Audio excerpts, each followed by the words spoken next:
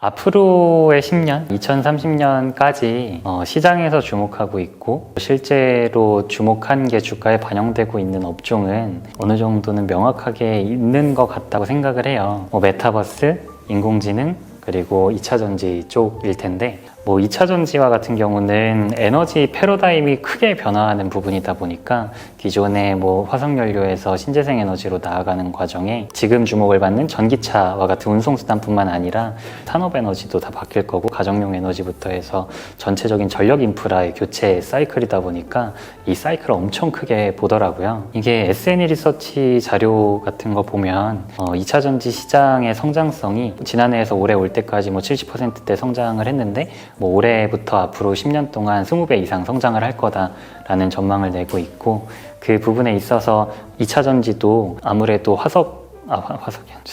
아무래도 말이 안 나오네. 네. 화합물이에요, 화합물.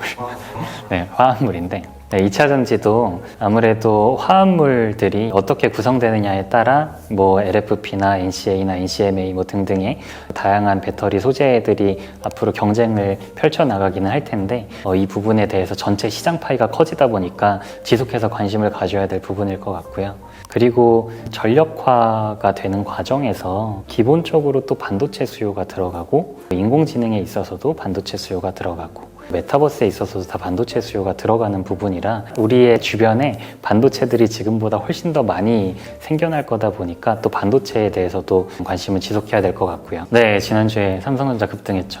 지지난주 후반에 에버코어랑 CT에서 메모리 반도체에 대한 리포트를 내놨어요. 아무래도 하반기에 접어들면서 우리나라 메모리 반도체 위주로 구성되어 있는 밸류체인 전체가 부진한 모습을 보여왔었잖아요. 모건 스탠리어에서 굉장히 부정적인 리포트를 냈었는데 그리고 트렌드포스라고 디램 익스체인지라는 메모리 반도체 쪽 위주로 가격을 트래킹하고 이런 리서치를 기반해서 리포트를 내는 기관에서도 굉장히 부정적인 리포트를 냈다가 말을 뒤집었어요. 삼성전자나 SK 하이닉스는 컨퍼런스 콜에서 그 시장의 우려만큼 업황이 나쁘지 않다라는 이야기를 3분기 실적 발표에서 했어요. 근데 그때에도 시장은 잘 듣지를 않았었죠. 근데 삼성전자는 아시다시피 메모리 반도체에서 전 세계 1위예요. 아무래도 전방에 있는 고객사들하고 더 밀접한 관계를 맺고 있을 거고 그 인사이트에서 온 결과일 것 같은데 CT도 그렇고 트렌드포스도 그렇고 에버코어도 그렇고 똑같이 한 이야기는 우리의 너무 부정적인 전망이 틀렸다라는 이야기였고요. 그 견해를 뒤집으면서 디램 가격이 생각보다 빠르게 반등할 것으로 보인다.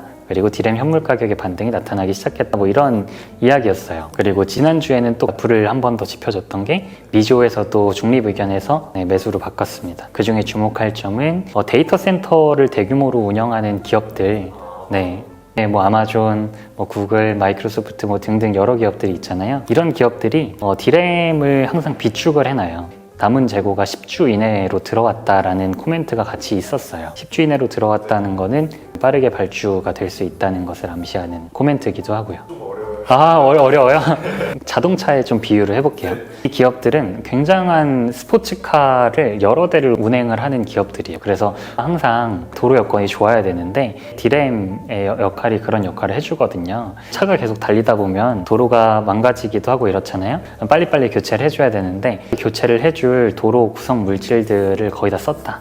그래서 이거를 사와야 된다. 재고가 많이 남지 않았다라고 볼 수 있을 것 같고 그리고 또 하나 주목할 부분은 도로가 지금 시멘트에서 아스팔트로 바뀌었잖아요. 근데 그 디램도 지금 DDR4에서 DDR5로 세대 교체가 되고 있는 상황이에요. 그렇다 보니까 기존 디램에 대한 교체 사이클도 같이 도래를 한 점이 좀 주목해서 볼 수 있는 부분일 것 같아요. 순차적으로 교체를 하게 될 거고 근데 교체를 해야 되는 규모나 상황이 글로벌 빅테크 기업에 있어서는 사업 경쟁력까지 연관이 되기 때문에 좀 빠르게 이루어질 가능성이 보이기는 합니다. 그렇죠. 지금 클라우드 경쟁을 계속하고 있잖아요.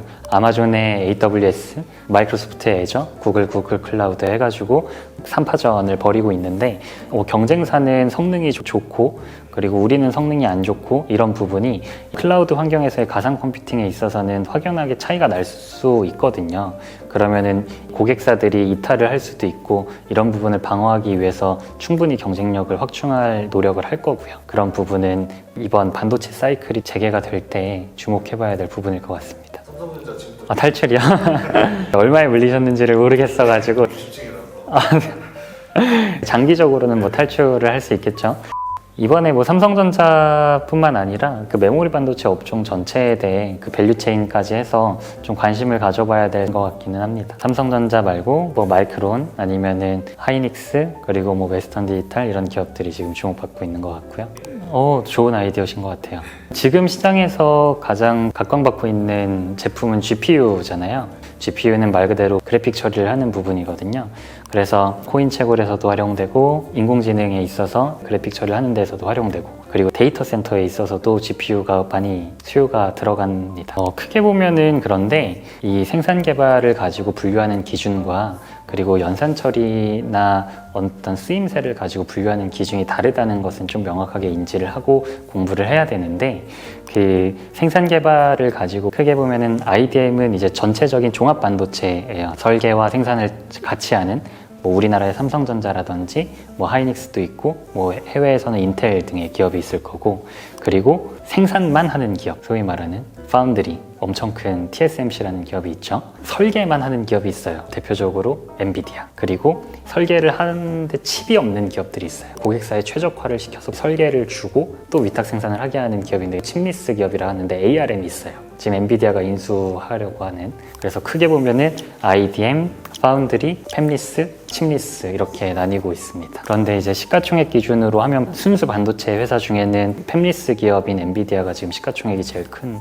상황이고요. 네, 그냥 투자를 하려면 알고 해야 되니까 여러 자료를 찾아본 건데 반도체 자체가 어느 정도 도메인 지식이 굉장히 전문성이 있다 보니까 기업들이 IR 자료에 상세하게 설명을 해주기도 하고 자체적으로 블로그를 운영을 한다든지 유튜브 채널을 운영을 하면서 자기네 기술에 대해서 설명을 해요. 삼성전자의 삼성전자 반도체 이야기라는 굉장히 사람들이 많이 참고하는 블로그가 있고 해외 뭐 엔비디아도 그렇고 AMD나 인텔, 마이크론 뭐 등등의 기업들이 모두 이런 활동을 많이 벌이고 있어요. 아무래도 기업도 투자자들이 이해를 잘 해줘야 우리의 경쟁력을 그리고 장기적인 비전을 믿고 함께 갈 수 있다고 생각을 하기 때문에 많이 운영을 하고 있어서 그 다음에는 애널리스트 분들의 인덱스 보고서로 산업 전체를 훑는 보고서들이 나오는데 그런 것들을 보시면 전체적인 틀이 잡히지 않나 싶어요. 이거를 기반으로 이제 제가 쉽게 풀어서 설명을 해드린다든지 실제로 투자를 했을 때 어떤 사례가 있을지 뭐 이런 거